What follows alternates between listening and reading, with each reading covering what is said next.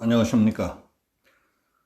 정부는 한국식 코로나 방역이 세계적 모범이라고 주장하고 있습니다. 어떤 근거로 그런 주장을 하는가 알고 싶다는 내용으로 말씀드리겠습니다.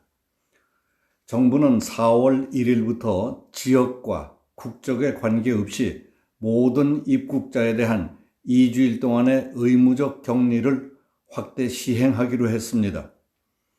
29일 경북에서 86세의 코로나 확진자가 사망하면서 국내 코로나 사망자는 158명으로 늘었습니다.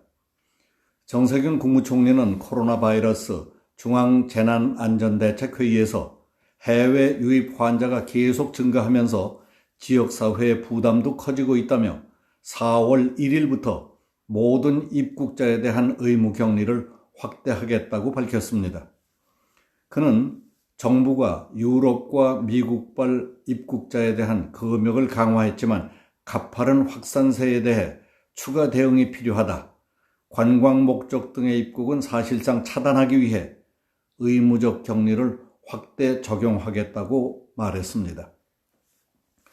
우한 코로나 바이러스는 이토록 꺾일 줄 모르고 유럽으로 미국으로까지 번져가자 4.15 총선의 본격적인 선거전이 시작된 우리나라 정치권은 코로나 문제를 정치 선전거리로 들고 나오고 있습니다. 집권 여당인 더불어민주당은 정부가 코로나 사태에 성공적으로 대처했다며 문재인 정부가 코로나 바이러스를 잘 막아냈다는 것을 공적으로 내세워 지지표를 모으려 하고 있습니다. 반면 야당인 미래통합당은 지난 3년 동안 문재인 정부의 경제, 안보, 외교 실패를 심판하겠다고 벼르고 있습니다. 상식적으로 볼 때 선거 이슈는 경제, 안보, 국방, 외교, 내치 등 국민의 생명 재산과 국민 생활 안정에 얼마나 기여했느냐의 여부로 여당의 정책을 비판하고 미래에 대한 정책 비전을 제시함으로써 여야가 심판을 받는 것이라고 봅니다. 그러나 지금 번지고 있는 유행병을 얼마나 잘 막아냈느냐 하는 것에 중점을 두고 국민들의 심판을 받겠다고 하는 것은 국가의 기틀을 흔드는 안보, 국방, 경제, 외교 등 국정의 기본 방향과 정책 의지와는 관계없는 것이라고 할 수 있습니다. 그렇다면 이왕 말이 났으니 한번 따져보겠습니다. 우한 코로나 문제는 엄격히 보면 정부의 판단과 결정에 영향을 받는 부분이 있고 의료 시스템과 국민적 협조, 총력 뒷받침, 다시 말해서 정부 부분과 민간 부분으로 나누어 따져볼 수 있습니다.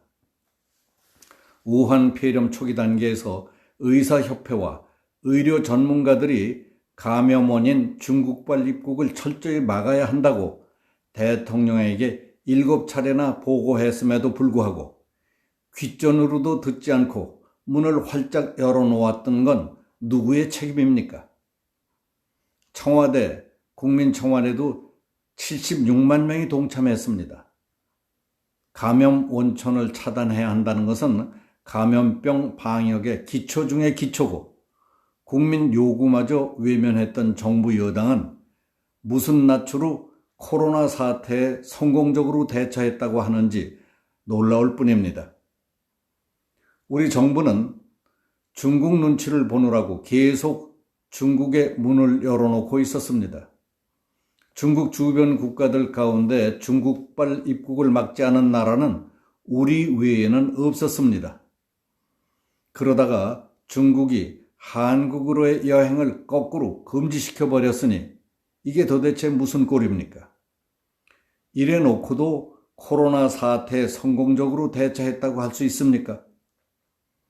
우한 폐렴이 중국에서 번지기 시작할 때 마스크 300만 장을 중국에 보냈습니다. 그때 여당 의원이 외무부의 협조를 얻어 보내더니 각 지방자치단체들도 경쟁적으로 마스크를 바리바리 싸서 보냈습니다. 그리고 정부가 중국에 500만 달러의 성금까지 보냈습니다. 문재인 대통령은 2월 20일에 시진핑과 통화하면서 위로까지 하지 않았습니까? 중국의 어려움은 우리의 어려움이라고. 여당은 중국 혐오를 멈추라고 했습니다. 주무부처인 보건복지부 장관은 중국을 다녀온 우리 국민이 감염 원인인 경우가 훨씬 더 많다며 국민 탓을 했습니다. 출입국 관리를 맡은 법무부 장관은 중국이 입국 제한을 하지 않은 우리에게 각별히 감사해 하더라고 자랑까지 했습니다. 그런 과정에 2월 말부터 3월 중순까지는 춘절에 중국에 갔던 우리나라에 사는 중국 사람들과 한국으로 유학 온 중국 대학생들이 매일 쏟아져 들어오고 대구 경북지방은 하루에 100명 이상, 어떤 날은 200명 이상의 확진자가 나오고 도시 기능이 마비되다시피 했습니다. 전국 각지에서 의사, 간호사, 자원봉사자들이 대구로 몰려가서 잠도 편히 못 자고 식사도 변변히 못하면서 도왔습니다.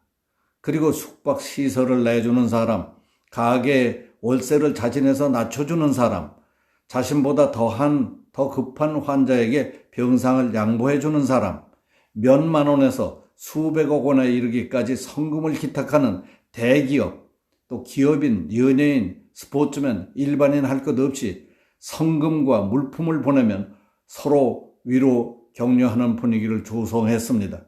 뼈를 깎는 자원봉사와 위로금품은 자발적이고 성숙한 시민의식의 발로였습니다. 마스크 수요가 급증하자 정부가 생산가와 또 총괄 유통업자 지정, 유통과정, 심지어 배급에 이르기까지 끼어들어 관여하기 시작하자 부작용과 마스크 대란이 일어났습니다. 여기에 국민들의 불만이 들끓었습니다.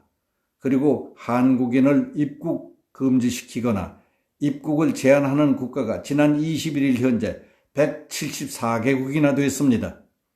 지금 인천공항은 갈 곳을 잃은 우리 비행기들로 기류장이 꽉 찼습니다. 여행사, 항공사 등도 문을 닫게 생겼고 해외 비즈니스, 무역업 등도 모두 막막합니다. 지금 이 지경인데 코로나 사태에 성공적으로 대처했다고 하니 정부가 툭하면 언론에 뒤집어 씌우는 가짜 뉴스가 아니라면 세계 어느 국제기구에서 평가한 것인지 꼭 좀 알았으면 좋겠습니다. 여당은 문재인 정부가 주도한 한국식 코로나 방역은 세계적 모범이라고 내세우고 있습니다. 그러나 사실대로 말한다면 지난 1977년 박정희 전 대통령이 시작한 의료보험제도 위에 우리나라의 병원과 제약산업이 눈부시게 성장 발전한 것이 코로나 바이러스 극복의 토대가 됐다고 해야 옳습니다. 그리고 지금까지의 상황으로 우한 코로나 사태를 한마디로 평가한다면 정부의 초기 대응 실패에도 불구하고 우리 의료인들의 헌신과 봉사 덕분에 코로나의 대규모 확산을 이 정도에서 막을 수 있었습니다. 또 많은 국민이 의료인들에게 힘을 실어주고 성숙한 시민의식이 큰 보탬이 됐다고 했어야 양심적이고 솔직한 답변이 아니었을까 생각합니다. 오늘 여기서 마치겠습니다. 감사합니다.